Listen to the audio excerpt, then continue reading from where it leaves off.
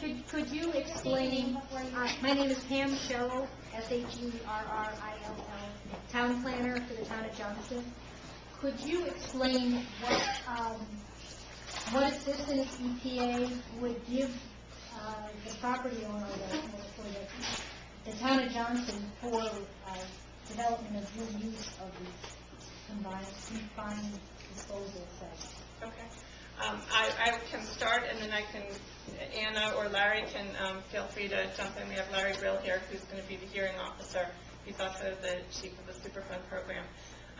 So basically, we do have limitations on what we can spend our Superfund monies on. So under the Superfund program, we're limited to dealing with the cleanup and what has to happen. But at the same time, we feel that reuse is very important, and gone are the days where we clean up a site, put barbed wire fencing around it, and a sign saying warning, stay away. We really try to get to the point where that property or parcel can be back to the community in a beneficial reuse for the community. And so we try to, that's why it's really important to us, well, before we start the design process, to know what are the potential reuse of an area. And you all heard Anna say that part of our proposal is having a confined disposal facility, and that has the opportunity to have potential reuse on it, as you saw with the example. That's the type of things that Anna would want to know is what is the reuse? Where would parking be? Where would fields be if it's going to be recreational use? So that she can have that incorporated in the design of a confined disposal facility, whether it's putting in clean corridors or making sure it's done to be able to handle certain loads, or where configuring it so that it accommodates where parking would be or where fields would be.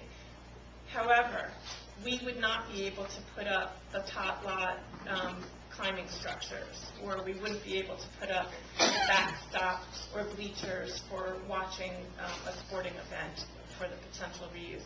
That's the type of thing that Superfund, we're limited by law as to what we can do. Or in the case of if it's potentially responsible parties, we can't force them to do that either. Because if it's something that we weren't going to do, we can't force the PRP, the potentially responsible parties, to put a concession stand in. However, that does not mean that there cannot be discussions between a municipality and the potentially responsible parties to see what they will bring to the table, to see what they have done. There's lots of different case studies through the country where there have been reuse and where those conversations have worked, where the potentially responsible parties invest a significant amount to be able to have that parcel go back to potential reuse. There are also examples where the municipality has put money in towards it. So it's not, there are examples of both. But there are legal limitations on what we can do with Superfund dollars or require the potentially responsible parties to under a Superfund cleanup. Larry, did you want to add anything to that? No. That might be one location. How many would potentially be needed?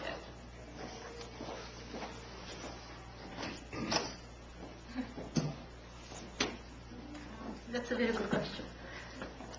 Well, we know basically the volume of material that we have to dispose of, and we looked at what's available out there.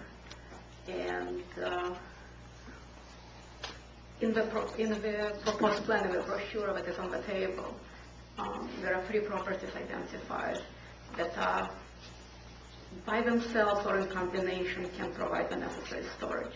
Right now we're looking at either, and we're in discussion with town of Johnston that there could be potentially other properties that are available for beneficial reuse and confined disposal facility. Right now we're looking at either one property that will store all the waste or 2 properties that we would need to store all the material that we need to dispose of. So between 1 and 2. Thank you. And also, what's this cap mean? Excellent. They're going to put that cold dirt? So what do we mean when we say cap a location? Right. The cap is the proposed remedy for this source area, and it's a multi-layer cover. Basically, it consists of several layers to isolate the material that is underneath and to prevent water from going into that waste material. It consists of low permeability layer, which basically low permeability, like clay. It also has a plastic layer. We have an example of what plastic, Frank can show it to you. This is part of it. And then on top of it there is 2 to 3 feet of soil. And then on top of it there is either grassy area or asphalt. And it's surely going to cost a lot of money. That portion of the remedy for the source area soil, I think, is about 20 million. It's not cheap. There is nothing cheap here. Thank you.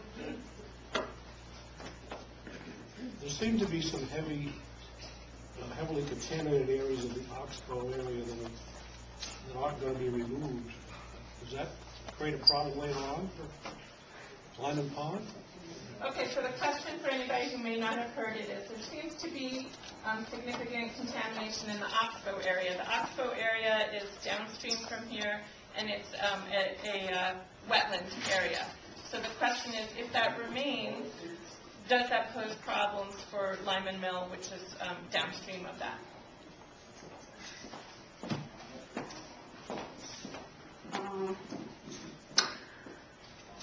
The proposed remedy for that large wetland is a combination of excavation and thin layer cover over the remaining contamination. The excavation is proposed in the areas based on 2 criteria. One is where erosion of material is most likely, and we are concerned that that material may recontaminate the Woonasquatucket River downstream, or excavation will be done in the areas that exceed the state and EPA criteria for human exposure to the contaminants. So the highest levels of contamination will be excavated. What is left is going to be lower levels, and we've done some calculations to show how many years it will take to reach safe levels in those areas. And for human health, it was 4 years, and it can be longer for ecological receptors. But the main thing is that the criteria for excavation are based on the areas where either erosion is likely or where the highest levels in the soil exist.